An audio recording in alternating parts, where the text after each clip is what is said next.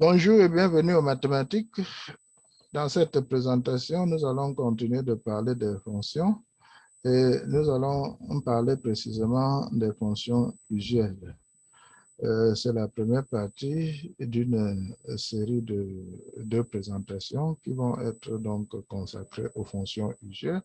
Dans la présente, nous allons parler des fonctions affines et linéaires au premier point, suivi des fonctions puissance, des fonctions polynômes.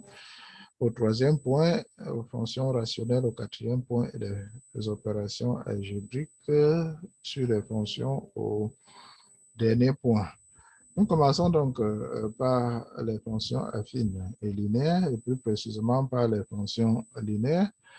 La définition est la suivante. Les fonctions d'une équation de la forme f qui à x associe y égale à mx avec m éléments de R sont appelées des fonctions linéaires. Donc, une relation linéaire entre la variable indépendante x et la variable indépendante y. Le coefficient, c'est donc m. La courbe représentative d'une fonction linéaire est une droite qui passe par l'origine du plan. Ça, c'est une constance. Et M est appelé pente ou coefficient directeur de la droite. Nous avons dit que la droite passe par l'origine. Sa position ne peut être fixée que par le coefficient, donc le coefficient directeur M. Les fonctions linéaires traduisent des proportionnalités. Ça, c'est dans le cadre de l'application, la description de certaines situations pratiques à l'aide des fonctions linéaires. Nous avons ici quelques exemples de représentation graphique. En bleu, nous avons des exemples avec M positif. Nous constatons donc que ce sont des droites croissantes, c'est-à-dire que les relations sont croissantes, fonctions croissantes. Croissantes en ce sens que lorsque la valeur de l'abscisse augmente, alors la valeur de la fonction augmente aussi. Comme ça à 0, la valeur de la fonction c'est 0. Nous sommes à 1, nous voyons que ici c'est 1 demi pour l'arbre, c'est 1, c'est 2. Nous prenons 4 ici, ceci 1 demi, nous allons être à 2. Et là, nous devons être à 4 et ici à 8. Donc, les valeurs de la fonction augmentent lorsque la valeur d'abscisse augmente. Le cas des M négatifs, c'est plutôt le contraire. Lorsque la valeur de l'abscisse augmente, alors la valeur de la fonction diminue. Alors, nous voyons la droite qui passe, qui est située dans le deuxième et le quatrième cas de plan. Alors que ici, la droite est dans le premier et le troisième cas du plan. Nous passons aux fonctions affines. Les fonctions d'une équation de la forme y égale à mx plus b avec m et b éléments de R sont appelées des fonctions affines. Les courbes représentatives des fonctions affines sont aussi des droites, ou bien la courbe représentative d'une fonction affine est une droite. Et nous avons là deux cas particuliers. Si m égale à 0, alors cette droite est une droite horizontale, c'est-à-dire donc parallèle à l'axe des abscisses. Puisque nous aurons ici 0, ça fait donc y égale à b, une constante. Et le cas où b égale à 0, donc ceci s'annule, nous avons désormais y égale à mx, c'est-à-dire nous retrouvons la forme d'une fonction linéaire. Et exactement, les fonctions linéaires sont un sous-ensemble des fonctions affines. Il suffit de prendre b égale à 0. Nous avons ici aussi quelques exemples de représentation graphique de fonctions affines et nous regardons le lien lorsque m est positif. Nous avons ici y égale à 3x plus 4, ici 5x plus 6 Et là, y égale à x plus 2. Alors, dans les trois cas, donc, m est positif et nous constatons que la droite monte ou bien que la fonction représentée est croissante.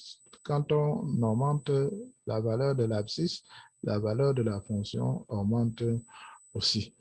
Maintenant, quand m est négatif, donc nous voyons la droite qui descend là.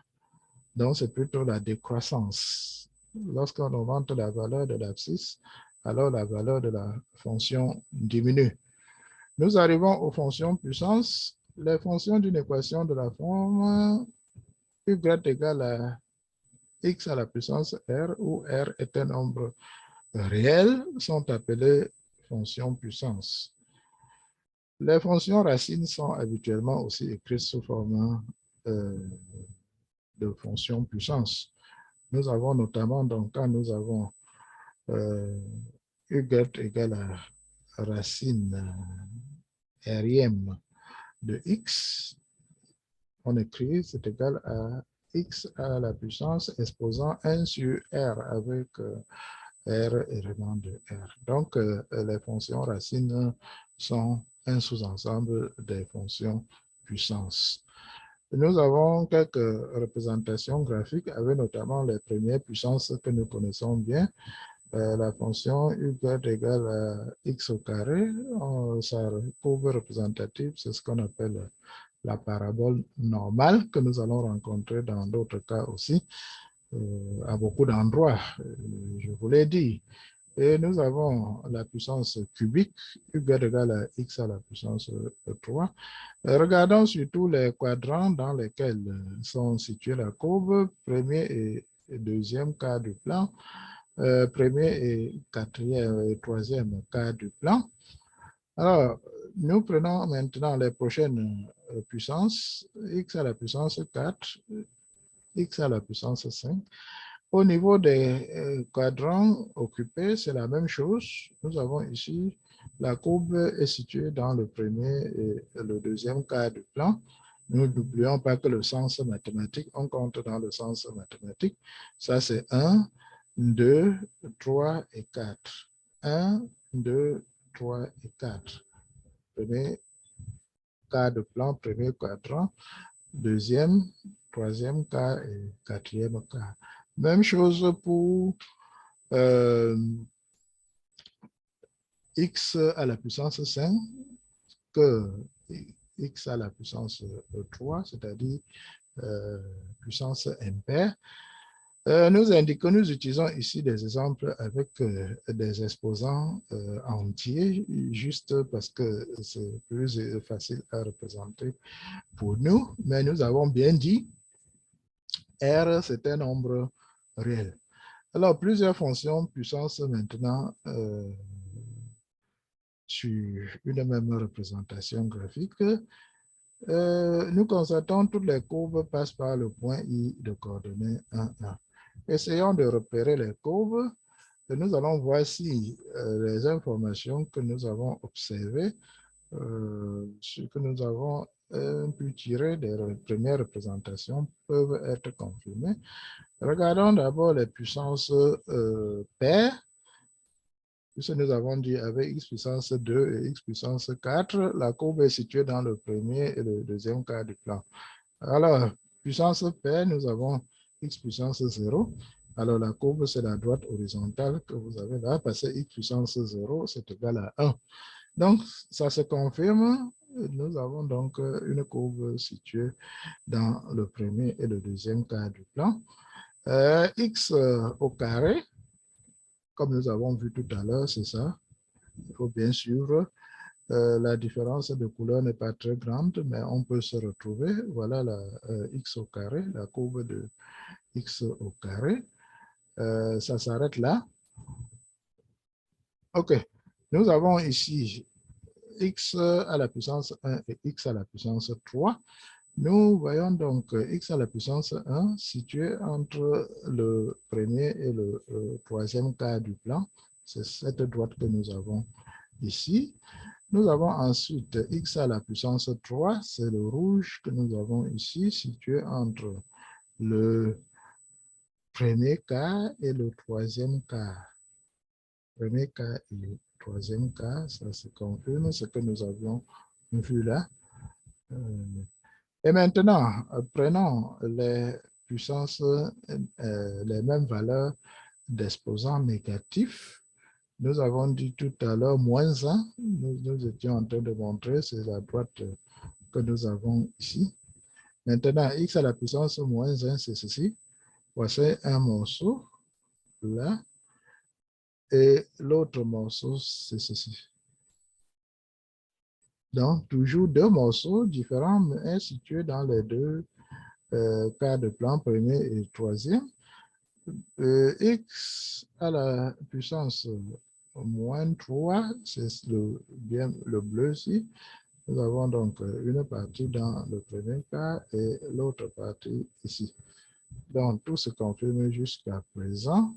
Même si la courbe se retrouve en deux morceaux, nous sommes toujours dans les deux quadrants identifiés depuis le début. Et x à la puissance moins 2, c'est-à-dire 1 sur x au carré, c'est les deux morceaux que nous avons ici, premier et deuxième quadrant, là, ici, et là. Alors, donc, cette représentation de plusieurs courbes représentatives dans un même plan, c'est sur un même graphique, nous permet de voir l'allure en fonction du signe et de la parité de l'exposant. Nous avons noté ici que toutes les courbes dans tous les cas passent par le point de coordonnées, donc 1, 1. Nous passons aux fonctions polynômes. Les fonctions polynômes, les fonctions d'équation de la forme f de x qui à x associe y égale à somme, une somme de termes, a n, x puissance n plus an moins 1, x puissance n moins 1 plus a1, x puissance 1 plus a0, x puissance 0, plus c'est 1 ici, c'est-à-dire x puissance 0. Donc, les fonctions ayant une équation de cette forme sont appelées fonctions polynômes de degré n. Ça, c'est l'exposant le plus élevé qui apparaît dans le terme, dans l'expression de la fonction. Alors, les constantes an-1 jusqu'à a0 sont appelées les coefficients du polynôme. Nous allons noter en passant que le coefficient du terme de la plus grande puissance est appelé le coefficient leader et le coefficient ou bien qui n'a pas de x est appelé le terme constant ou bien donc le terme absolu. Le domaine de définition de polynôme est toujours l'ensemble R. Quel que soit le polynôme, son ensemble de définition c'est R. Nous pouvons constater qu'avec cette forme, il n'y a pas de restriction mathématique à faire valoir. Il faut noter que les fonctions polynômes sont d'une importance centrale en mathématiques. Elles sont notamment utilisées pour effectuer l'approximation des fonctions transcendantes, c'est-à-dire avec exponentielles et autres. Et les fonctions polynômes sont aussi utilisées pour décrire les dépendances des données mesurées, les dépendances présentes dans les données mesurées. Quand on mesure les données, on effectue des mesures, on a des couples de données. La première question dans la pratique, c'est souvent de savoir quelle est la fonction qui peut traduire la relation entre la quantité mesurée et la quantité qui représente la variable indépendante. Et généralement, on pense au polynôme en premier. Quelques représentations graphiques. Nous avons ici un exemple de polynôme de degré impair, x à la puissance 3 sur 3, x carré.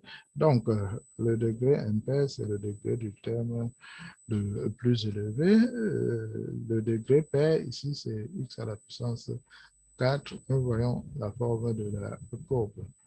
En fait, en fonction du degré et des coefficients, on peut avoir des polynômes de représentation graphique particulièrement variés, particulièrement différentes. Nous passons aux fonctions rationnelles. Les fonctions d'équation de la forme f qui à x associé égale à p de x sur q de x sont appelées des fonctions ou fractions rationnelles. Dans ce cas, p de x et q de x doivent être des polynômes. Nous avons dit tout à l'heure que le domaine de définition des polynômes, c'est toujours R, où les fonctions rationnelles, ce n'est pas R, il y a une restriction. Le dénominateur n'a pas le droit d'être nul, ne doit pas s'annuler. Donc, le domaine de définition, c'est l'ensemble R privé ou bien moins les x qui annulent le dénominateur. L'ensemble R privé des valeurs de x qui annulent le dénominateur. Là, regardons les représentations graphiques en fonction des coefficients de dénominateur et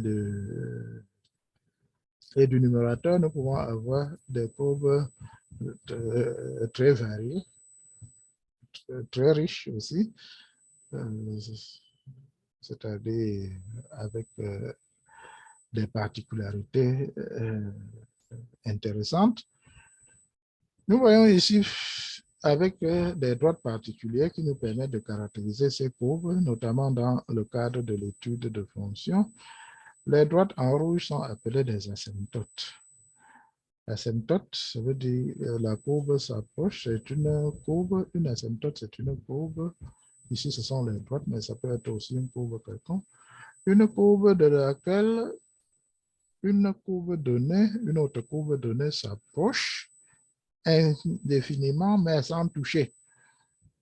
Une courbe s'approche ou bien approche l'asymptote indéfiniment, c'est-à-dire avec un écart presque disparaissant, presque nul, mais théoriquement, ce que nous ne pouvons pas toujours visualiser, la courbe ne touche jamais l'asymptote. C'est ça la définition de l'asymptote.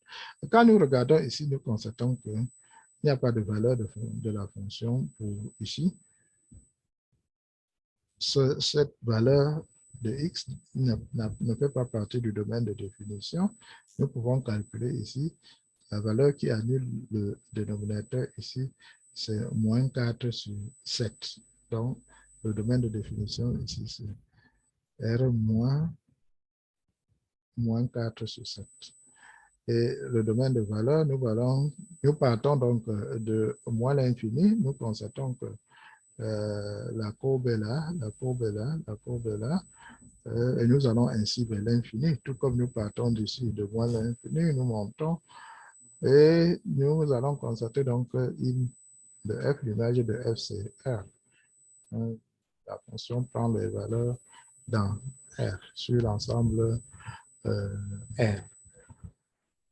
Nous regardons ce polynôme, dénominateur ou bien numérateur de degré 2, dénominateur de degré 2. Nous avons une asymptote horizontale, une forme, et nous pouvons constater ici que l'ensemble des valeurs, le domaine de définition, c'est R, il n'y a pas de restriction, parce que le dénominateur, s'il ne s'annule jamais, quelle que soit la valeur de x, ceci est positif, ceci est aussi positif, donc il est impossible qu'il n'y a pas de valeur de x pour lesquelles le dénominateur s'annule. Maintenant, pour ce qui est de l'image, nous voyons ici la plus petite valeur, c'est ici, c'est à peu près moins 2,14 là.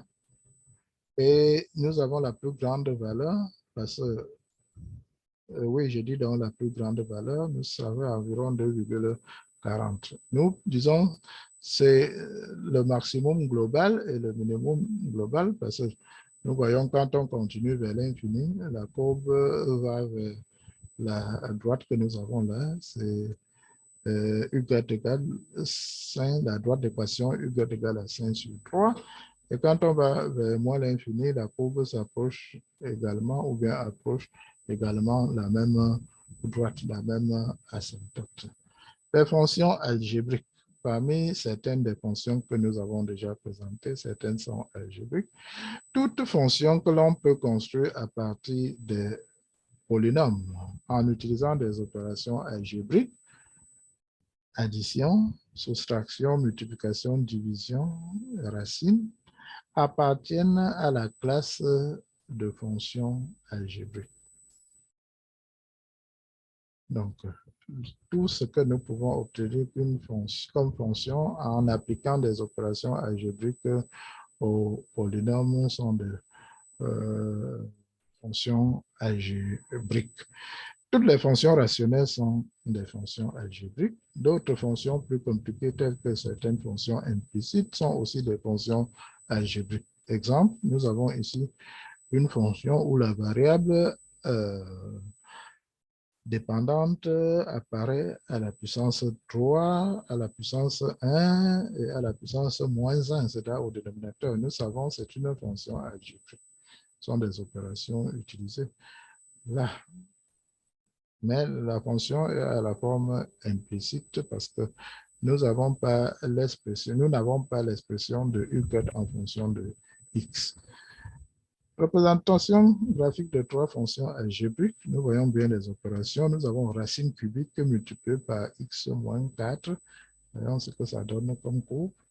Le nœud ici, c'est un peu le changement de la nature de fonction. Là, cette composition, ce mélange que nous avons ici.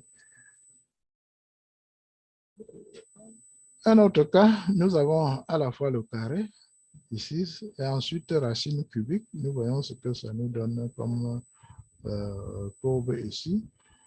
Et nous avons ici racine cinquième, le carré, et ensuite x, donc les puissances de x ou bien des termes en x, et ça nous donne une courbe avec un point anguleux ici. Donc, les opérations algébriques permettent de créer des fonctions quelconques, en fait, qui peuvent décrire des formes quelconques, ces formes pouvant être visualisées sur des représentations graphiques. Nous voici donc arrivés au terme de cette présentation sur les fonctions usuelles. Merci d'avoir suivi.